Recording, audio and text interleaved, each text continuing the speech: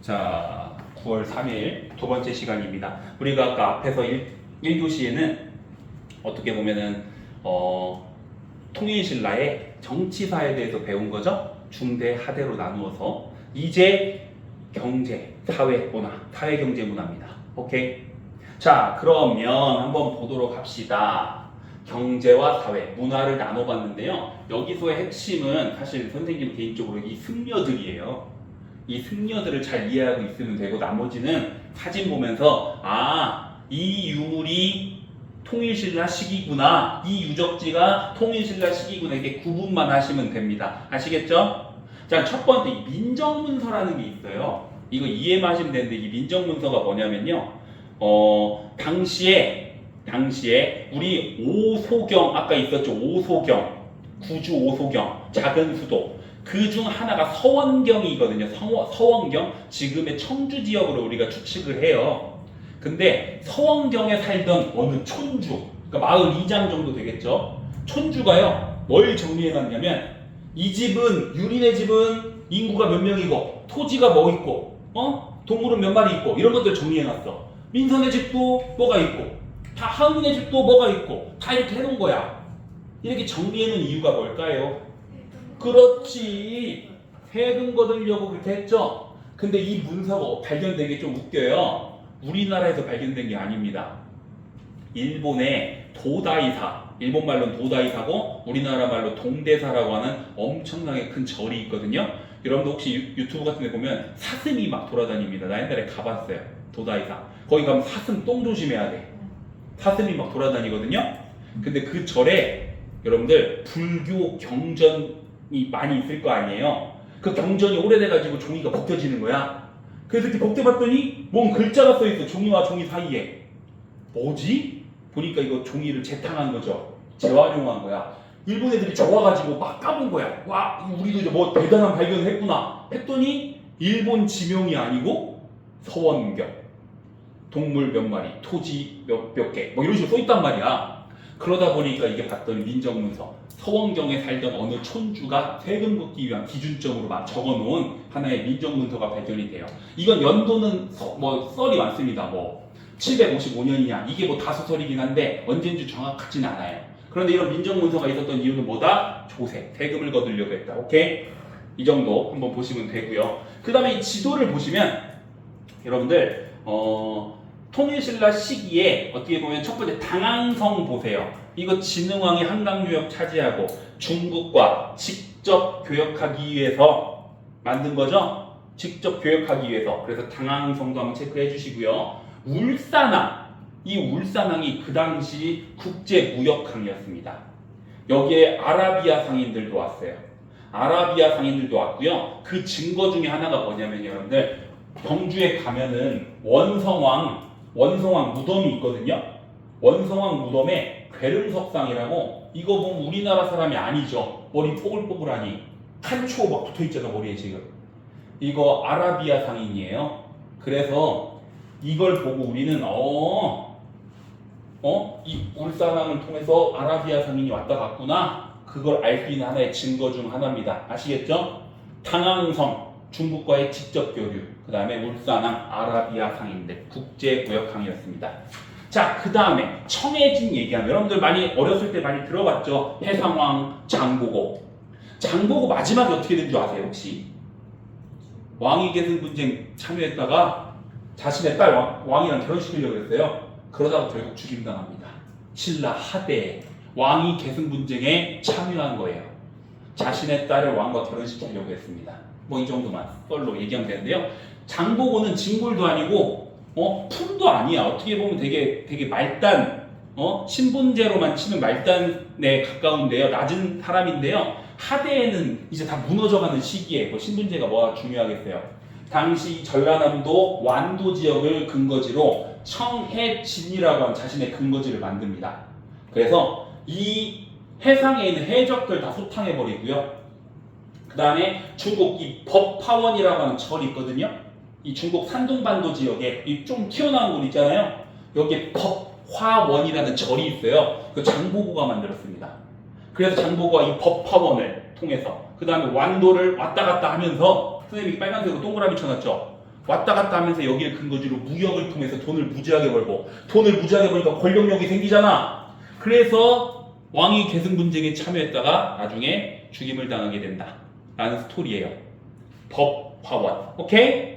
자, 그러면 여러분들 밑에 있는 것도 봅시다. 지금 우리가 저기 손흥민이 지금 LA 어디 뭐냐 축구팀 갔죠? LAFC인가로 갔죠. 근데 LA에 한인타운이 많다고 그러죠. 우리 사람들 우리나라 한인들이 많이 모여 산다 그러죠. 그것처럼요. 당시의 통일신라 시기에도 중국 당나라에 유학을 갔거나 아니면 어떻게 먼 일로 많이 갔겠죠. 거기에 신라인들끼리 모여 살았어요. 그래서 마을이 있었거든요. 그게 바로 신라방입니다. 이걸 신라촌이라고 해요. 이 동해안 지역, 중국 동해안 지역 있죠? 중국의 입장에서 봤을 때 동해안 지역 요쪽에 여러 신라촌, 신라방들이 많았어. 신라 사람들이 모여 사는 한인타운이라고 보시면 돼요. 근데 그 한인타운에는요, 신라소라고 하는, 어떻게 보면 신라소라고 하는 당시 신라인들을 관리하는 관청 같은 게 있었고요. 지금으로 시청 같은 신라소라는 게 있었고요. 그 다음에 신라원이라는, 신라가 불교 국가이기 때문에 신라원이라고 하는 절도 만들었어요. 그러니까 당나라에 모여 사는 신라인들이 신라촌, 신라방이라는 동네를 만들고요. 그 안에 그 사람들을 관리하는 신라소를 설치했고요. 그리고 신라인들이 불교로 어떻게 보면 절에 가서 기도할 수 있도록 하는 절, 신라원도 만들었는데 장보고가 만든 법화원도 일종의 신라원입니다. 오케이? 이해되시죠? 그럼 이걸 통해서 알 수 있는 거 결국 신라 사람들 당나라랑 직접 교육하고 심지어는 가서 살기도 했다는 거 교류입니다. 교류사예요. 그리고 여기다 성화초 골품제 내가 아까 빼먹을 것 같아서 넣어놨어요. 폐쇄적인. 그런데 통일신라 포함해서 신라는 골품제라는 건 마지막까지 깨지지 않습니다. 만약에 골품제가 좀 더 유연해지고 육두품이 위로 올라가고 그랬다면 몰라 신라가 좀 더 뭐 살아났을 수도 있을 것 같아요. 그런데 이 육두품마저도 배신을 했기 때문에 호족에게 붙어버렸기 때문에 신라는 무너지게 되는 거죠. 폐쇄적인 신분제는 계속해서 존재를 했다. 사회적으로 봤을 때. 오케이? 자, 그 다음에 문화로 보면 여기가 하이라이트예요. 자, 승려 3명을 꼭 기억해 주세요. 원효, 의상, 해초. 원효랑 의상은 같은 시기에 있었던 사람이고요. 둘이 친구입니다. 둘이 당나라로 유학을 가다가 밤에 여러분들 저녁에 동굴에서 비 오니까 잠을 잤잖아. 근데 원효가 해골물 스토리 아시죠? 원효는 그걸 먹고 와 이게 사람이 느끼기 나름이구나. 썩은 물이 그렇게 달콤했을 수가 없었는데 이게 느끼기 나름이구나 해가지고 자기는 깨달았다 생각하고 당나라 유학을 포기하고 돌아가서 그래서 불교 전파를 했고요. 의상은 끝까지 갑니다. 그래서 당나라에서 선진 불교를 받아들여서 돌아와서 또 불교 교리를 전파하는 사람이에요. 그런데 통일기 승려라고 했죠. 이 당시 원효 의상은요 막 통일했을 때 신라가 막 통일했을 땐 여러 분열들이 있었을 거예요. 아직 고구려 유민도 있고 백제 유민도 있고 뭔가 좀 분열이 일어나고 서로 섞이기가 좀 어렵고 그런 시기입니다. 그래서 이 원효랑 의상은 모두 불교를 통해서 통합을 하고자 했어요. 그리고 둘이 공통점 첫 번째는 통합을 하고자 했고요. 두 번째는 대중화. 불교라는 게 아까 얘기했죠. 특히 교종.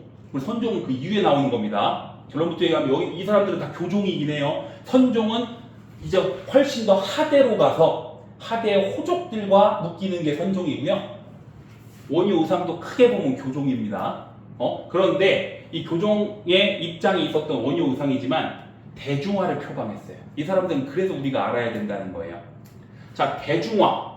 자, 불교를 너무 교종 중심으로 하니까 경전만 외우고 이러면은 다 그 귀족들만 글자 아는 왕족 귀족들만 다 불교 믿고 나머지 농민들은 불교가 뭔지도 모르죠. 특권층의 고유물이 된 거예요. 그러니까 원효가 첫 번째 대중화를 위해서 아미타신앙. 여러분들 나무아미타불 들어봤죠? 그냥 불교에 대해서 잘 몰라도 돼. 나무아미타불이라고 외치기만 하면 극락에 갈 수 있다는 겁니다. 되게 대중화죠. 일할 때 나무아미타불 나무아미타불 하고 일하면 극락 간다는 거야. 뭔 뜻인지 몰라도 돼. 나무아미타불. 두 번째 무예가. 우리 교회도 찬송가 같은 거 있잖아. 그것처럼 찬송가도 일종의 대중화잖아요. 노래를 통해서 전파를 하려는 무예가라는 노래를 만들어서 불교 교리를 전파했습니다. 그러면 원효는 이렇게 대중화를 통해서 불교를 여러 사람들한테 알리고자 노력을 했죠. 그리고 통합과 관련해서는 여러분 중요합니다. 화쟁사상. 자, 화쟁사상이라고 하는 사상을 만들게 되는데 통합이에요. 분열되어 있는 신라를 통합하고자 했거든요. 그런데 가로치고 내가 뭐라고 써놨어? 일심. 요 혹시 하나의 마음, 일심사상 이런 거 들어본 적 있을 수도 있어요. 화쟁사상의 핵심이 일심입니다. 일심은 뭐냐? 나나 서은이나 지희나 다 똑같은 하나의 마음인 거예요. 고구려 유민이나 백제 유민이나 신라 사람이나 하나의 마음을 가지고 있다는 거예요. 그래서 일심사상을 계속 강조를 했고요. 그걸 정리한 책들이 대승기신론서, 십문화쟁론, 이 정도는 눈으로 기억해 주세요.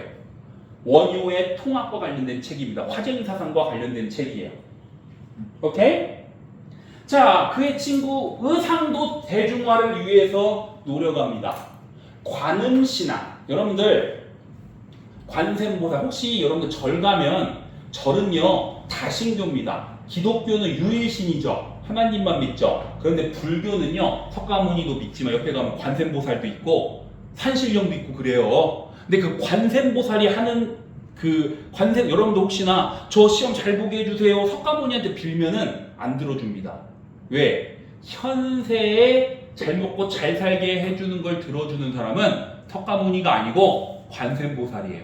그러니까 석가모니한테 가가지고 제발 저 좀 이번에 시험 잘 보게 해주세요. 한목사 검정능력 시험 합격하게 해주세요 하면 안 들어줘. 현세에 잘 먹고 잘 살게 해주는 사람은 관세음보살이고 왕관 쓰고 있는 사람이 있어요. 찾아봐봐. 관세음보살한테 가서 하세요. 그러면 현세에 잘 먹고 잘 살게 해주는 그 관음신앙 대중화죠. 대중화잖아. 그래서 이 관음신앙이 하나의 의상의 하나의 대중화라고 볼 수 있고요. 통합. 이 원효가 화쟁사상이었으면 의상은 화엄사상 거의 비슷합니다. 둘이 친구였고 교리도 비슷해요. 그렇지만 원효는 화쟁사상이라고 했고요. 이 의상은 화엄사상이라고 해가지고 결국 하나의 통합적인 걸 했는데 여기는 일심이죠. 이 화엄사상의 핵심이 뭐냐면요. 일즉다 다즉일입니다. 이해하시면 돼. 이게 무슨 말이냐면요. 하나가 모두요. 모두가 하나다라는 뜻이에요. 하나가 모두가 될 수 있고 이 모두가 하나가 될 수 있는 거야. 아까 일심이랑 어떻게 보면 일맥상통하는 거예요. 결국 화엄사상의 핵심은 일즉다 다즉일이고요. 그래서 이러한 일즉다 다즉일을 내용을 만들어서 하나의 불교 교리를 만들고 종파를 만들었는데 그게 바로 화엄종입니다. 이 화엄종도 크게 보면 교종 안에 들어가 있지만 통합에 집중한 이 화엄사상을 바탕으로 불교 교리를 어떻게 보면은 중심으로 만든 그게 바로 화엄종이에요. 오케이? 자, 그러면 다시 정리하면요. 이 의상은 통합을 위해서 화엄사상을 강조했고 그 화엄사상의 핵심은 일즉다 다즉일입니다. 오케이? 하나가 모두요, 모두가 하나다. 그래서 그걸 바탕으로 하나의 종파를 만드는데 교종에 포함되는 화엄종을 만들었고요. 그러한 화엄사상을 정리한 책이 화엄일승법계도입니다. 화엄일승법계도. 오케이? 그리고 이러한 화엄종을 실천하는 하나의 절 이름이 부석사입니다. 부석사. 영주에 있습니다. 저쪽 경상도 쪽 영주에 있어요. 키워드만 선생님이 그냥 써놓은 거예요. 아시겠죠? 그러면 원효랑 의상이랑 여러분들 보시면 공통점 둘 다 대중화를 위해서 표방했고요. 한 명은 아미타신앙이나 무예가, 한 명은 관음신앙. 그 다음에 원효는 화쟁사상, 의상은 화엄사상. 근데 거기에 키워드를 선생님이 나눠 놓은 겁니다. 오케이? 그 다음에 해초는 요거만 아시면 되죠. 왕오 천축국전. 이게 뭐냐면요. 기행문이에요. 여러분 여행 갔다 와서 기행문 쓰시는 분 있잖아. 이게 뭐냐면요. 5개의 국가, 인도, 여러분 불교 석가모니 중국인 아닙니다. 간혹 중국인이라고 얘기하는 친구들이 있어요. 인도인이죠, 정확하게 얘기하면. 당시 인도에 5개의 국가가 있었거든요. 해초가요, 갈 왕자입니다. 가다라는 거예요. 5개의 국가, 천축국이라고 불리는 5개의 국가를 가서 보고 느낀 거를 쓴 기행문이 왕오 천축국전입니다. 그게 지금 기록에 있습니다. 아시겠죠? 해초는 인도에 가서 기행문을 썼다. 왕오 천축국전. 여기까지 중요한 거 다 했습니다. 어때요? 어렵지 않죠? 아니 지금 박수 치면 안 돼. 여기 또 해야 돼. 이제 여러분들 유적지, 유물 유적에 대해서 한번 봐야 되는데 사실 여러분들 이거는 그냥 사진 보면서 하는 게 좋아요.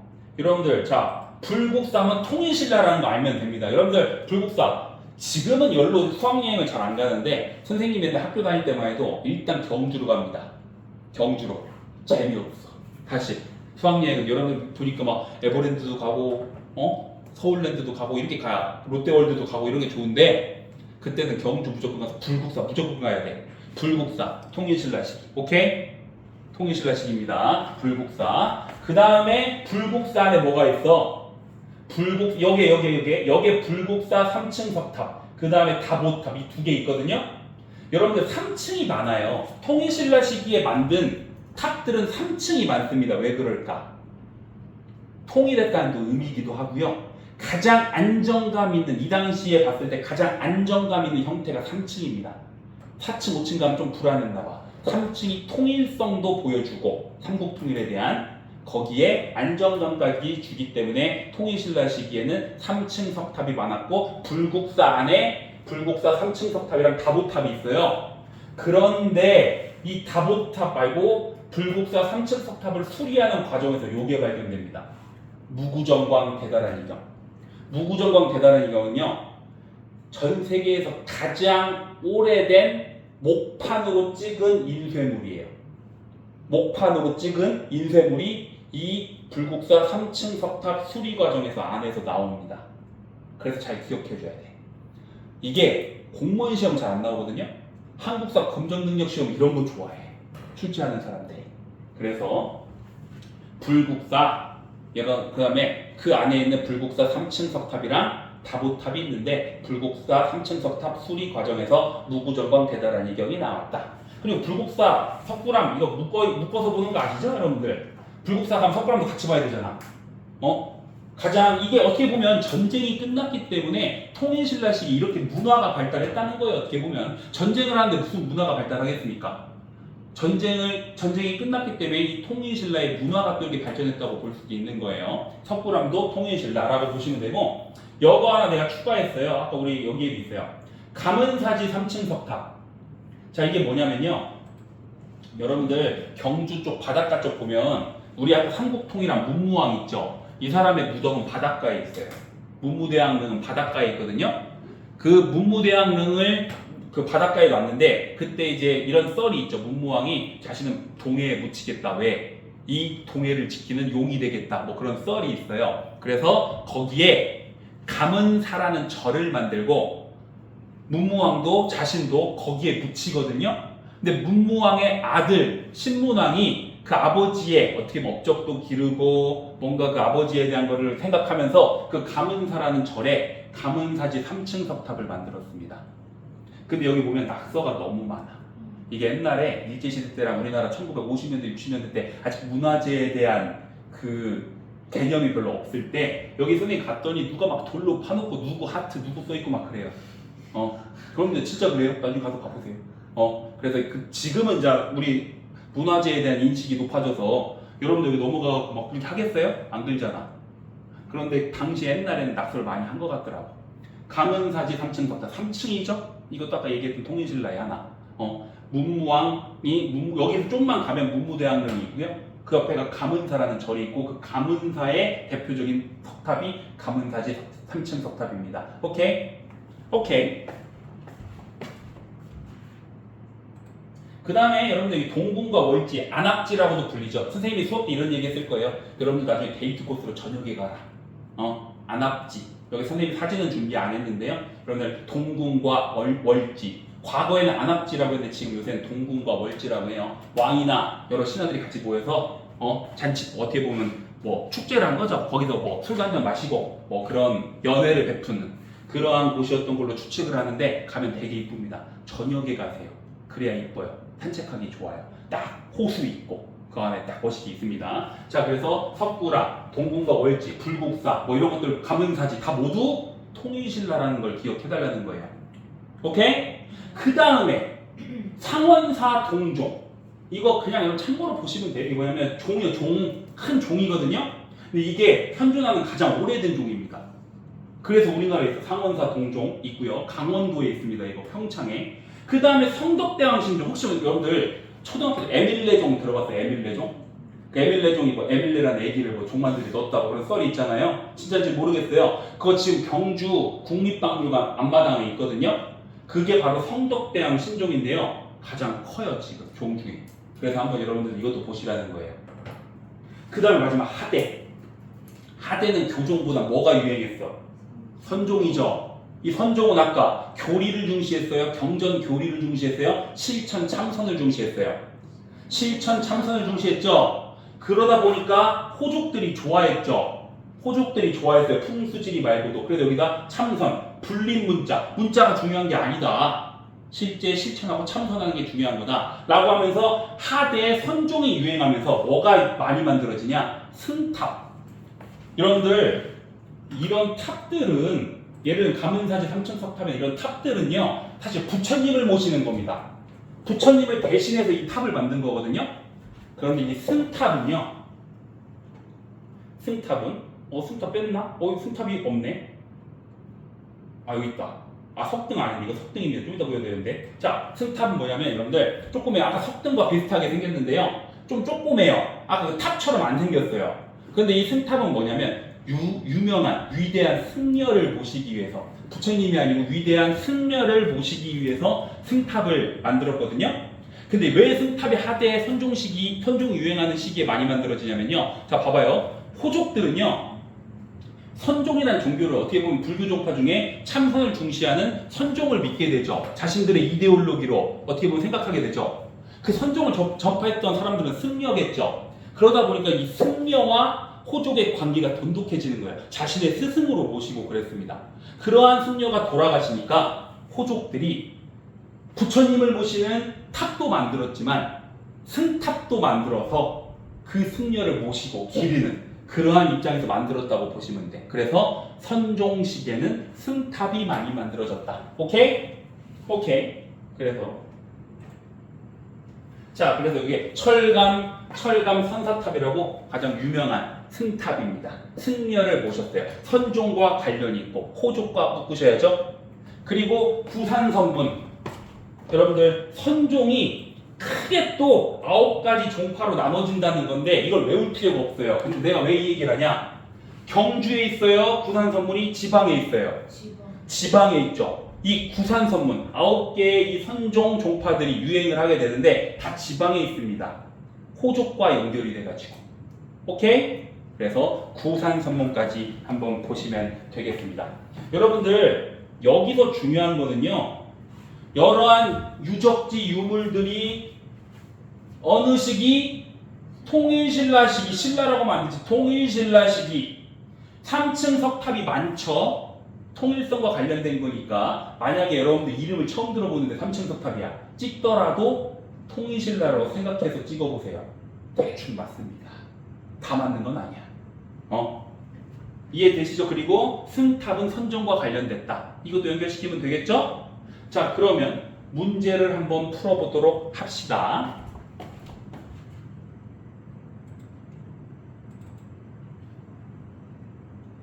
자, 여러분들 봅시다. 키워드들이 있어요. 1번 밑줄 친 이 승려에 대한 설명으로 옳은 것은 일단 부석사가 나오네요. 화엄학이 나오네요. 누굴까요? 원효의 의상이에요? 의상이죠. 그러면 답은 몇 번일까요? 5번이죠. 관음신앙. 이해되시죠? 아까 대중화를 관음신앙 내가 키워드만 정리해놓은 이유 알겠죠? 주절주절 길게 안 쓴 이유 알겠죠? 문제 이렇게 나오기 때문이에요. 오른쪽으로 넘어가서 교사의 질문에 대한 학생의 답변으로 가장 적절한 것은 또 나오죠. 아까 내가 쓴 대로 청해진, 법화원함 인물은 누구를 떠올려야 돼요? 청해진, 법화원함 누구를 떠올려야 해요? 장보고죠. 오케이? 근데 읽어봅시다. 지도는 이 국가의 교역로를 표시한 것입니다. 청해진에 설치하여 해상교역을 활발하게 전개하였던 이 국가. 신라인데 통일신라겠죠. 답은 몇 번일까 한번 볼까요? 몇 번? 5번. 이게 아까 민정문서, 촐락문서입니다. 오케이? 5번이에요. 755년으로 추측하고 있는 민정문서 혹은 촐랑문서. 오케이?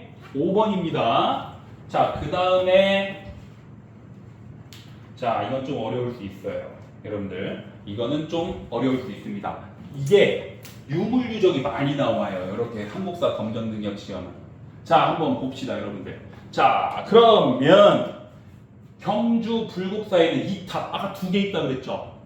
뭐 발견됐다 그래서 무구정광 대단한 이경 써있죠? 여기까지 한번 배운 내용이죠? 그러면 이 탑은 뭘까요? 1번이에요. 이게 불국사 3층 석탑입니다. 이거 우리 저번 시간에 배웠는데 정림사지 5층 석탑 평제탑입니다. 평제탑. 이거 뭐야? 이거 뭐야? 이거 미륵사지. 이거 목탑 형식의 석탑이다. 익산 미륵사지죠. 여거는 뭐 이게 돌사자상인데요. 이게 화엄 굴의 화엄사에는 그 사자상이에요. 사자 그 3층 석탑입니다. 참고로 보시면 되고 3층이니까 찍더라도 통인신라라고 가시면 돼. 그 다음에 여거는 우리 고려시대 좀 더 배울 거예요. 나중에 월정사 8각 북춘석탑입니다. 오케이? 그럼 답은 여러분들 1번이라는 거. 무구정광 대다란 이경 여기서 보수 과정에서 나왔다는 거 아시겠죠? 자, 여기까지 하고 잠깐 끊고 다시 하도록 할게요.